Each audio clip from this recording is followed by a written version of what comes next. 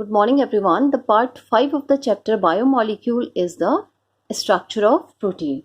Actually, the structure of complete structure of proteins are quite complex. It has a four structure. So the first one is the primary structure of protein. It refers to the primary structure of protein is refers to the order or sequence in which the various amino acids are linked to one another in the protein. That is called the primary structure, because in this structure we have seen the sequence of the linkage of the amino acid to one another. The difference in chemical and biological properties of various protein and the peptide arise due to the difference in their primary structure. The difference in the chemical property as well as the biological property of the protein is because of the difference in the primary structure, because we all know very well the primary structure shows the sequence or the linkage of the amino acid. Even a small change of one amino acid, if any one amino acid changes in a sequence of the protein, can drastically alter the property of the entire protein molecule. If only one amino acid, if the sequence of only one amino acid is changed, then this only one amino acid sequence causes a drastic change in the property of the entire protein molecule. Now its best example is hemoglobin is the example. That is hemoglobin. We all know very well hemoglobin is the oxygen carrying pigment. It consists of 574 amino acid. Hemoglobin consists of 574 amino acids, and these amino acids are linked to one another in a specific manner. If we change any one specific amino acid in this sequence, then due to that sequence, as a result of it, we get defective hemoglobin. We get defective hemoglobin, and this defective hemoglobin is found in the blood of those patients who are suffering from sickle cell anemia. This one is a disease, sickle cell anemia. So if we change a sequence of a single amino acid, and it causes a drastic change in the property of hemoglobin. It makes the hemoglobin defective hemoglobin. So this is the primary structure of hemoglobin. So actually the main difference in between the hemoglobin and the defective hemoglobin, which is found in the blood of the person suffering from the sickle cell anemia, is in sickle cell hemoglobin. In sickle cell hemoglobin, valine is present in place of glutamic acid. That is the difference. In the normal hemoglobin, where the glutamic acid is present, in case of the sickle cell anemia, the place of the glutamic acid is replaced by the valine, and it causes here the sequence is changed. So it causes the hemoglobin as a defective hemoglobin, which is found in the blood of the person who are having the disease sickle cell anemia. The sickle cell hemoglobin contain valine. This is the valine, whereas the normal hemoglobin contain the glutamic acid. Now the next is the secondary structure of protein.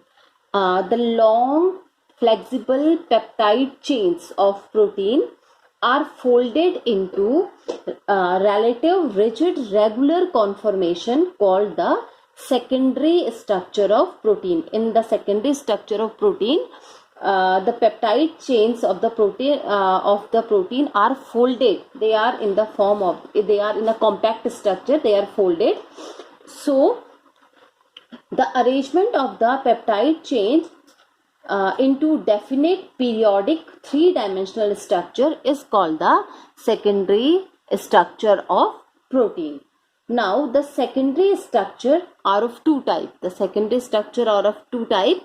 One is the alpha helix structure and the second one is the beta pleated sheet. One is the alpha helix structure and second one is the beta pleated sheet. Now let us discuss the alpha helix first. First is the alpha helix. It is a type of a secondary structure of protein.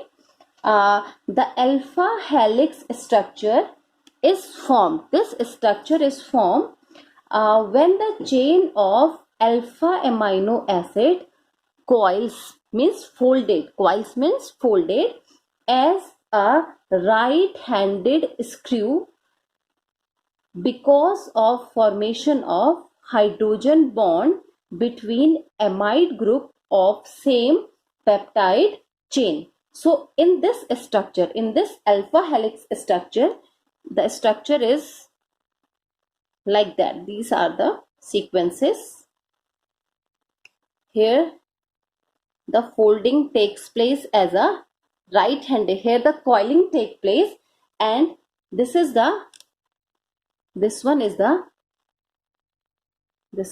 peptide backbone in helical structure. So this is where the coiling takes place, is the alpha helix structure, and it is also represented as, when the coiling takes place, this one here, these are the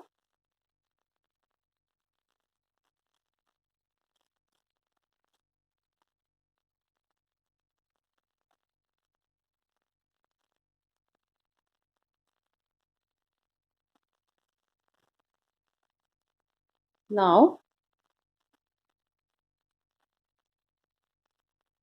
these are the coiling takes place. Now this one, these box is NH and this is represented by CO because the amide linkage takes place. Amide linkage is formed and this is called the helical structure. The example of the alpha helix structure are the wool and hairs. So wool and hairs have alpha helix structure. That's why they are elastic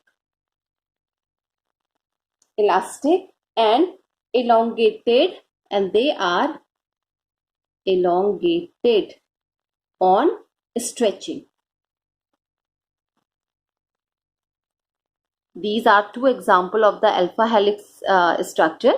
Wool and hairs, they have elastic property, and when we stretch the wool and the hair, they are elongated. And why they are elongated? There is a reason behind it. Because the weak hydrogen bonds, these are the bondings. These are the bondings. So the weak hydrogen bonding, because of the weak hydrogen bonds, break up. The hydrogen bond which is present in between them are the weak, and they break up, and the peptide chain act like a spring.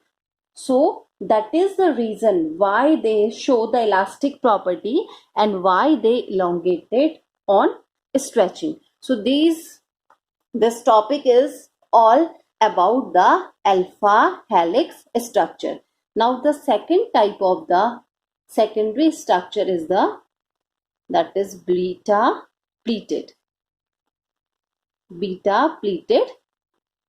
sheet. This is a beta pleated structure or the beta pleated sheet.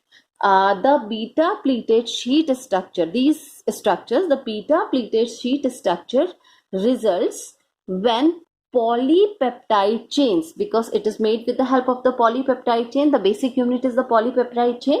So when the polypeptide chains are arranged side by side, the polypeptide chain are arranged side by side, and the chain are held together by a very large number of hydrogen bonding. In this case, the polypeptide chain are arranged with each other or linked with each other with the help of a large number of hydrogen bonds between the CO and NH group. And the example of the beta pleated sheet or the beta pleated structure is the silk.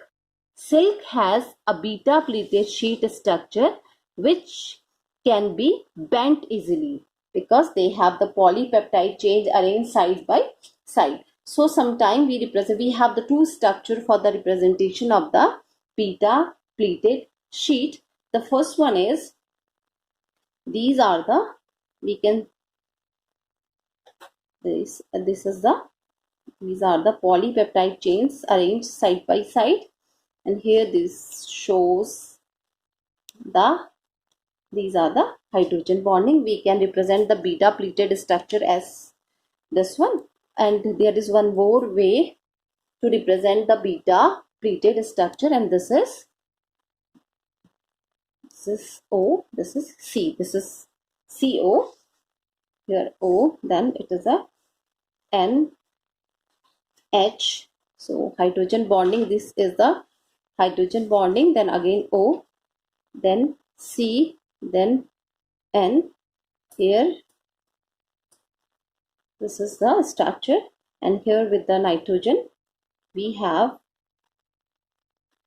this is C, this is O, then here we have nitrogen, then this is H.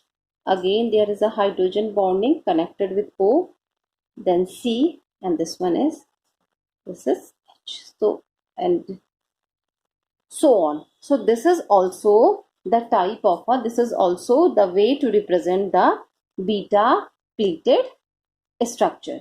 So the CO and NH, in between the CO and NH, this is the hydrogen bond. This is the hydrogen bond, and this hydrogen bond is in between the CO and NH. CO and NH. So this is the hydrogen. Here the hydrogen bond is present. Now next is the tertiary structure of protein. So when the further folding and the bonding takes place in the secondary structure, when secondary structure is further folded or it is bended more, so we get a structure which is known as the tertiary structure of protein. Sometimes we represent it as a, these are the foldings, these are the foldings on the secondary structure, it become more folded, so that time it is termed as the tertiary structure of protein. The attractive forces between the amino acids side chain make the protein result in a compact and a complex structure. Because of the attractive forces which is present in between the amino acid side chain, it makes the structure of protein more folded and more banded or more compact, and that is called the tertiary structure of protein. Now the next one is that is called quaternary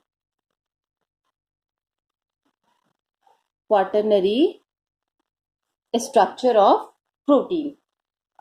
In this quaternary protein, several identical or closely related polypeptide chains, several identical which have the same identity or closely related polypeptide chains are joined together to form protein with molecular masses greater than 50,000 AMU. Molecular masses greater than 50,000 AMU. So, hemoglobin is also an example of such a protein. It is also an example of such a protein. So, it is made of 4 separate subunit. 2 cell are alpha chain contain 141 amino acid in each, and the other 2 called the beta chain, which contain the 161 amino acid each, and that is called the quaternary structure of protein. Now there is one more topic under the protein, that is known as the denaturation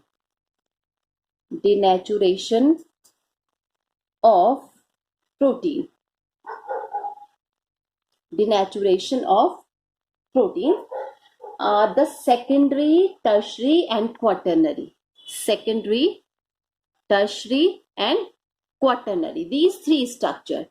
Secondary, tertiary and quaternary structure of protein are responsible for their biological activity. Are responsible for their biological activity.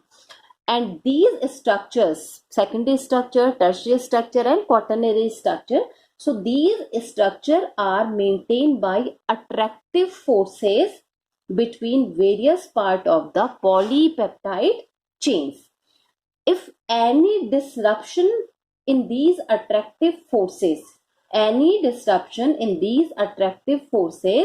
by a physical or a chemical change make the protein lose all or a part of their biological activity. So if there any change takes place in the attractive forces or any disruption takes place in between the attractive forces, and how the disruption takes place, if the protein is subjected to any chemical change or if the protein is subjected to any physical change, so as a consequence of it, the protein loses its activity or a part of a protein loses its biological activity.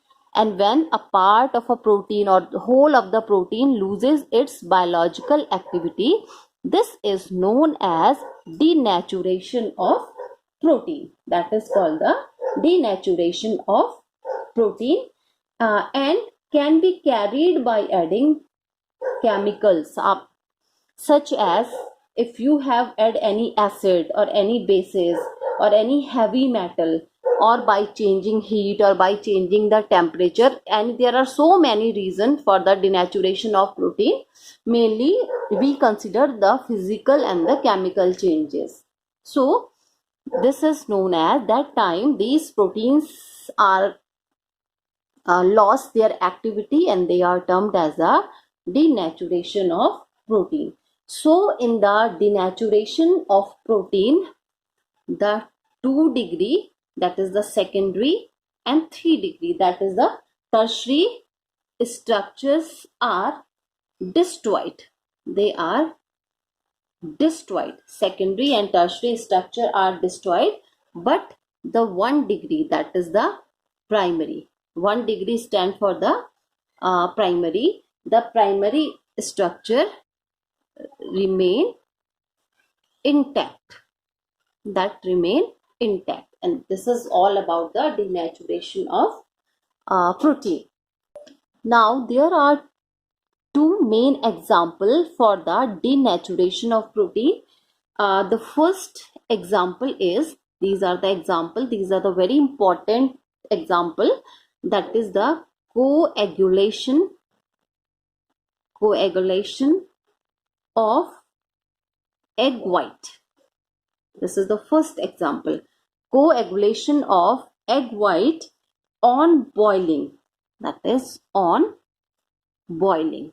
This one is the first example of the denaturation. When we boil the egg, the liquid part which is present inside the egg, it loses its property, and its become the example of denaturation of protein. The protein is denatured, and then as a result of it, it is coagulated. So it is the very good and a very common example of the denaturation.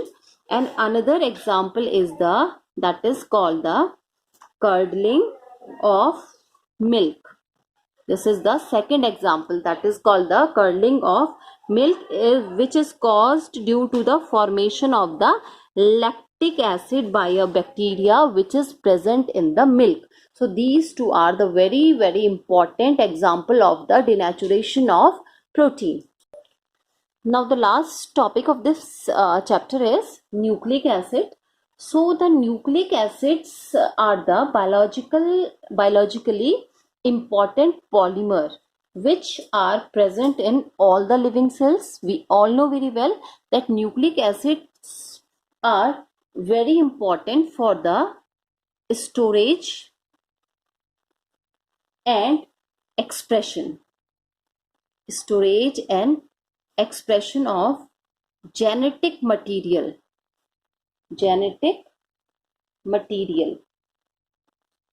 or we can say that the genetic information. So they are very important for the storage and expression of genetic material or genetic information from one generation to another generation. Nucleic acids play a vital or a very important role in the transmission of the heredity character and also in the biosynthesis of the protein, including enzymes also. So all the nucleic acids are generally colorless complexes, and they are the amorphous compound. As well as they are the colorless complexes. Now if we are talking about the chemical composition means that is chemical composition. So the nucleic acid is made up of 3 units. First is the nitrogenous, that is nitrogenous base. The second one is sugar, or it is also called the pentose sugar, and third one is the phosphoric acid.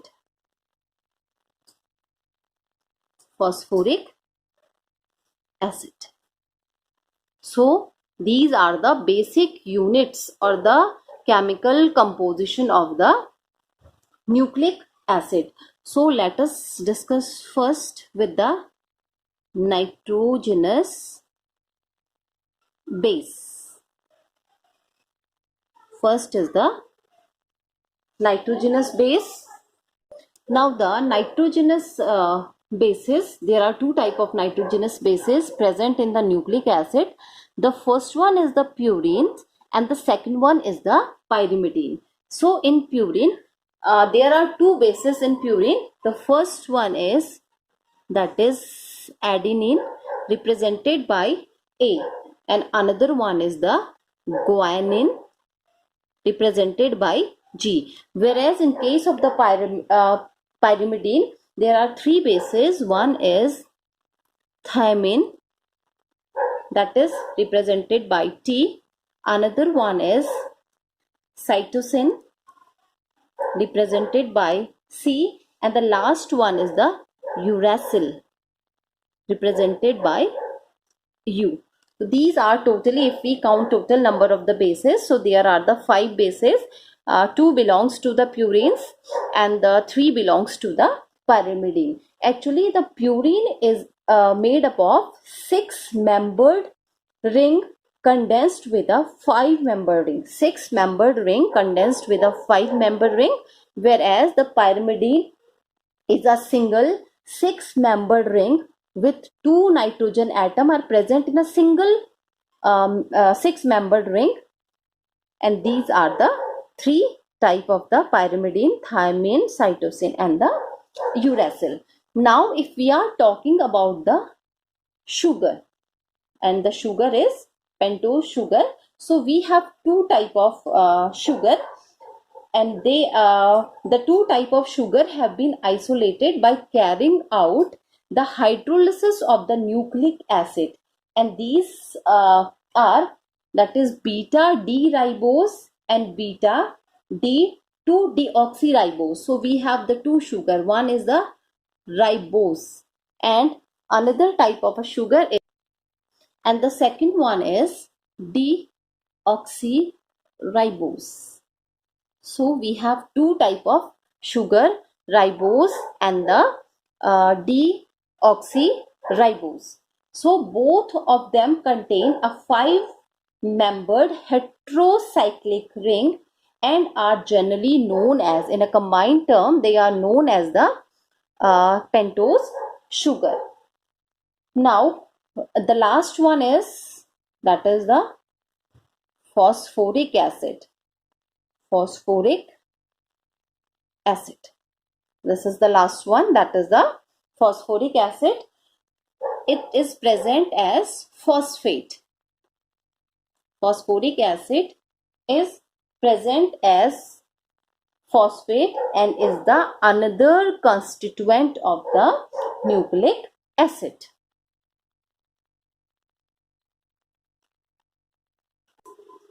Now the nucleic acids are of two types. First one is the deoxyribose nucleic acid, that is DNA, and second one is the ribose nucleic acid, that is the RNA.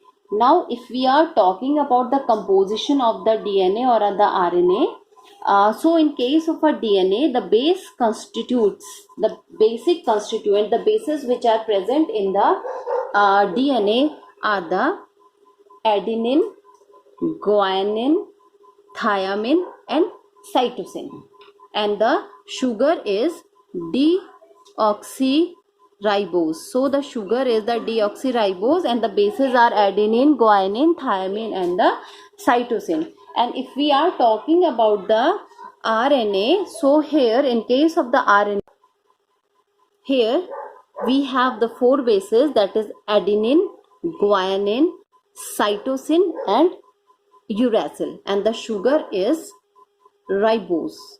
So the only difference in between the DNA and the RNA, that in case of the DNA, the one of the base is the thymine, whereas in case of RNA, the thymine is replaced by the uracil. This is the main difference. And the second difference is, here in case of the DNA, the sugar is deoxyribose, whereas in case of RNA, the sugar is ribose.